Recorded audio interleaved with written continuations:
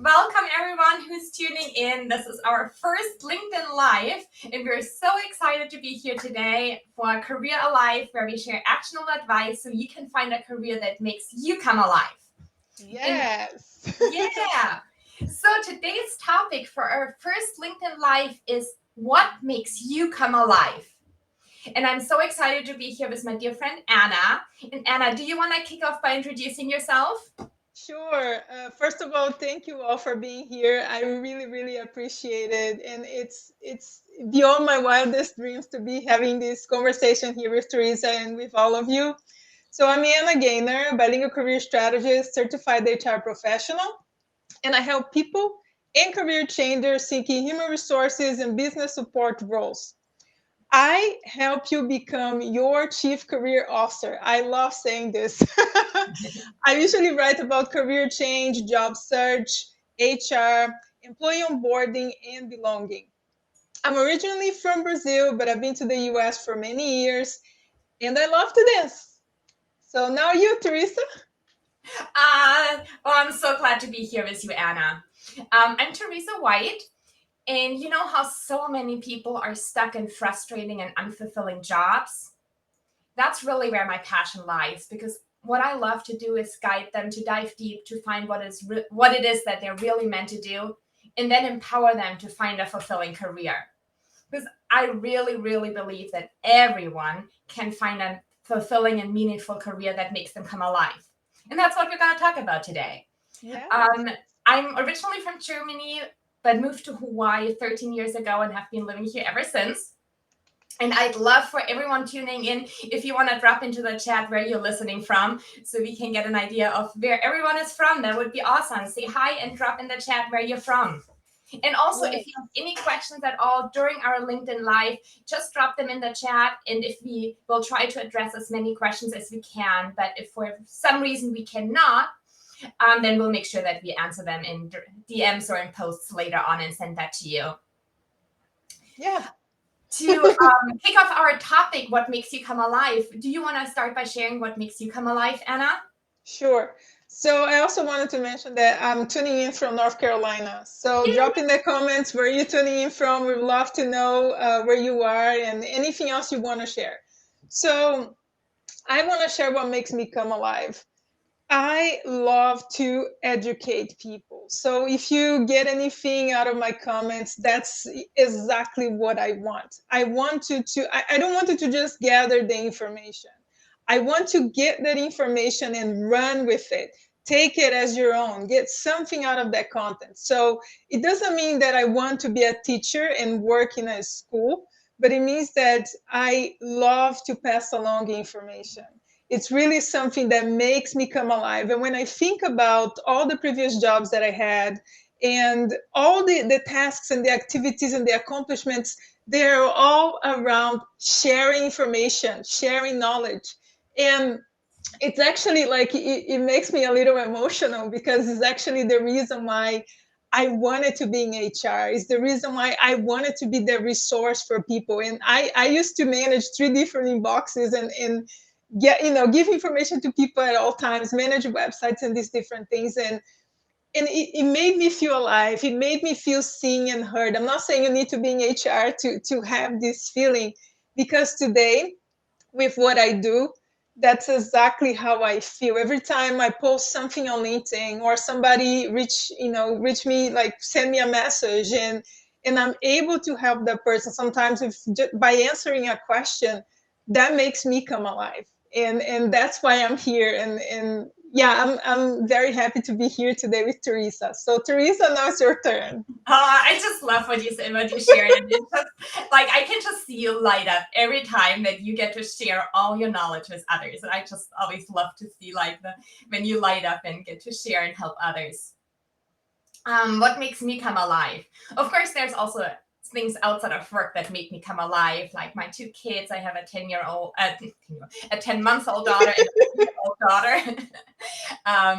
Just being in Hawaii, often just the beautiful nature around me makes me come alive. And I love dancing. I dance Argentine tango. That's one other thing that makes me come alive. But that wasn't always the case. if you read my post today, not too long ago, 5 years ago, I was stuck in a job that I just wasn't the right one for me. And I was really drained. And it drained me so much that even though I live in this beautiful environment, I just didn't even have the energy to enjoy it. And I was not alive at work, and I wasn't alive outside of work. And I'm so glad that I'm no longer in that place, because it was really a hard place to be in if you're working many long hours and it's just frustrating and draining all the energy that you have. The biggest change for me, and that's what I share today, is that I got to do a deep dive into myself to figure out what makes me come alive, and then was able to find a career that aligns with that. And now I really can say that I'm like energized and happy, no matter if I'm working or outside of work. And what it is that makes me really come alive is solving problems. I absolutely love to figure out problems. And the question that really set me on fire is, what am I meant to do? And what is everyone else around me meant to do? Because so many people are stuck in their career that doesn't make them happy. So figuring out the problem and helping others put together the puzzle of how their skills and their strengths and their values and their interests and what makes them come alive all come together and fit together in one career, figuring that problem out and finding that right solution, and then seeing that aha moment, then they finally have clarity on what they really want to do. That is the best feeling for me. That is like what truly, truly makes me come alive.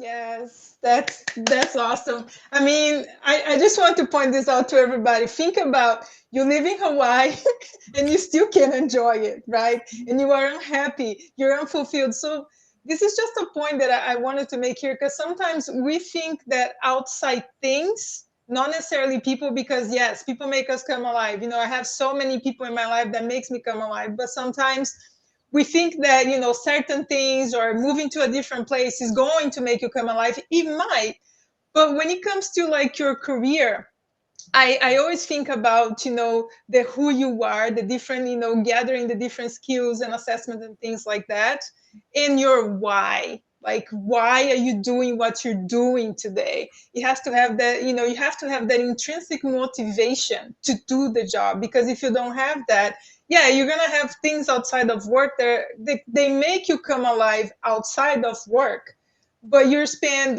40 plus, because nobody just works 40 hours a day, doing a lot of things that don't make you come alive. That we need to fix that. I 100% agree with you, Anna. So let's dive into it. Actually, we have so many amazing people tuning in. So Yes. if you think of one thing that makes you come alive, drop it in the chat. Again, if you have questions, also drop them in the chat. But if everyone can write one thing that makes them come alive at work or outside of work in the chat, I'd love to see what it is that makes all of you come alive. Now let's dive into the question, because a lot of times when we're stuck in a frustrating career that we're just drained and not happy in, we might not even know what it is that might make us come alive. Do you want to share some tips and advice, Anna, of what you can do to figure out what lights you up? Where you can find that spark? Sure. So the first thing I would say goes along with some of the words that I already mentioned. It's about self-reflection, right? I would say take some time away from your phone in a quiet space, get a piece of paper and start thinking about the tasks that you are doing today that you enjoy. What are the things that you're doing at work today that you truly enjoy, that gives you that brings you into a state of flow? What is a state of flow? You are doing things, let's say, I know Theresa loves to be on Canva. So let's say she can be on Canva all day, and I also love Canva. So you like design, for example. That's something that, okay, so I'm doing this today for work and I really enjoy doing this. But also do the opposite. What are the tasks that you're doing today that you really don't like? Like, I know I've done lots of things that I didn't like and I was good at. Like, I learned many skills. I know a lot of IT skills that, I didn't really like, but I learned. So the same way, like what you don't like today in your current job. Then think about your previous jobs, because that also can help you. What were the tasks that you did, let's say, in a previous job that you really enjoy, but maybe you're not doing today? Same thing with the previous tasks that you didn't enjoy doing. the self-reflection, and there's so many things that you can do there, but I feel like just thinking about your current and previous experience is going to give you some ideas of tasks that you enjoy. Or the other thing is, if you do, if you have a hobby or a side hustle outside of work and you're doing something that you really enjoy, that's another, skill that you have, that if you are doing, let's say, your full-time job around that skill, that can also be something that makes you come alive. So how about you, Theresa? Can you share one? Of course. So yeah, no, I absolutely love what you're saying, because I do think when we reflect on past experience or what we currently do, and then we can put that into categories. Okay, those are the things that make me come alive, and those are the things that drain me. We can really, and putting it on paper is important, not just thinking about it, but writing it down, to really get a clear idea of what is it that you really enjoy doing, and what are the things you might be really good, as you said, Anna, but they drain you. Yeah. In addition to that, I do believe it helps to ask yourself deep dive questions. So I'll share 3 of those that I always use with clients today. So one question I like to ask is, what problem affecting your world would you love to solve? In your world, you can define as your family or your community or the world at larger. But what is the problem that you would absolutely love to solve? That often gets you to where your interest really lies. What are you passionate about? What is it that you would love to solve if you could? The second question is, and that really ties into what you just said, there are moments in most of our lives where we're so absorbed in a task that we lose all track of time. Think about times when that happened to you. When were you so absorbed and enjoyed doing so much that you forgot time even exists? For me, one of the things that when it happens is Canva. I can start creating a Canva image. 2 hours later, I'm still creating Canva images, and I forgot that 2 hours just passed. But those are things in your life, you might not even pay too much attention to them, but really think about what it is where you get really absorbed in a task. And the last question I want to share today is, what would you attempt to do if you knew that you could not fail? Because so many times it's fear that's holding us back. If we take fear out of the equation and think about what would we do if we could do anything, that also gives you really key ideas of what it is that makes you come alive, that you would love to do. Mm-hmm. Yeah, I have a couple more things to share here. So I would also say networking is an incredible tool that you have in your favor. So this is what I usually advise my clients to do when they start thinking about a career change. First, I will research. Do your research, learn more about the field on your own, read books, take classes, courses. There's so many free things that you have access to just to learn more about the field. If it's still something that you really want to pursue, networking is your friend. Because networking, I'm saying this from my own experience, networking prevented me from getting degrees, spending thousands of dollars in courses and classes for careers that were not a good fit for me. So I would say talk to as many people as possible. I'm not saying 2, 3 people. I'm saying maybe 10, maybe 15, different industries. Just to kind of get a better feel for what it's like to work. Let's say you want to do HR in a tech company, or you want to do HR for, I don't know, a small company. It's all different. It's all different. So the more you gather information and learn more about what people are doing, the better. So the other thing I have to share is values, your non-negotiables. If it's a non-negotiable for you to work from home, for example, and the company has some sort of hybrid policy that they want you in the office 3 days a week, and they tell you the days that they want you there, that may be an issue for you, especially if you have, you're taking care of somebody at home and you really need to be there for them, or your values are learning opportunities, climbing up the career ladder, and you see that there might be issues there.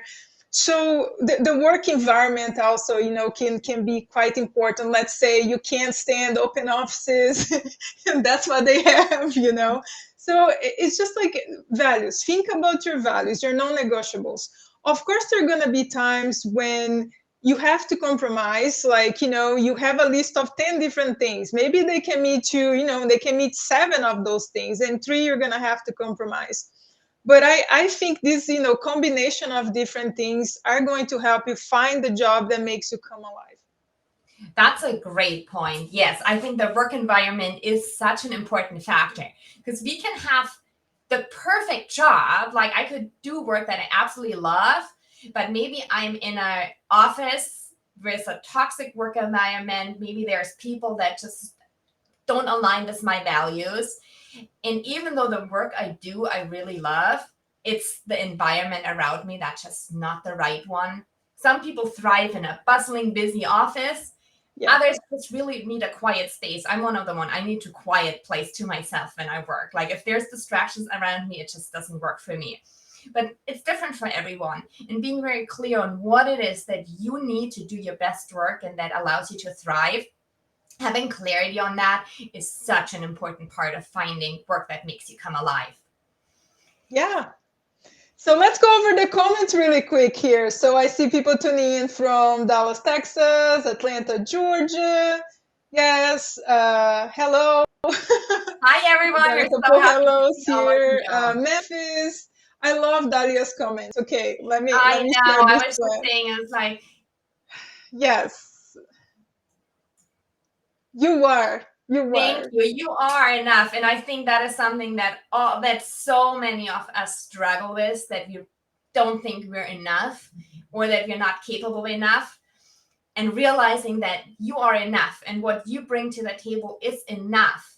And I love to say that to people, because often when I start working with clients, they feel like there's a million things they need to do. They need to get another 3 master's degree and 10 certifications and all that experience in order to get where they want to go. But almost all the cases, that's not true. What you have within you is really all you need to get where you want to go. Maybe there's a certification here or there, Yeah. but you really have within you what you need. And yeah, you are enough. Yes. And I see Brittany's comment. This is something that you're working on now, the thing that makes you come alive. Yes, keep working on, that's like, it took me like me, I want to joke here, but like it took me 1 million different career books, because I've always been drawn to like career stuff, like for many, Yeah. many years. And it took me so many assessments. I'm obsessed with assessments because to me, I feel like assessments give you language. Like, I've Yes. always been this person who loved to educate, but I never called myself a teacher because I'm not in a classroom. Like, I tried that for a day, it didn't work out for me. But I feel like sometimes it's good for you to understand who you are. Let's say, as an introvert, like, I know I need, like Theresa mentioned, I need a quiet space, right? That's how I concentrate, and I know, you know, uh, it's just kind of how something works for you, like how you're wired, because we are all unique. We are unique. You can take a bunch of assessment tests, and yeah, we could have had the exact same results, but still, we would be, we would be different, right?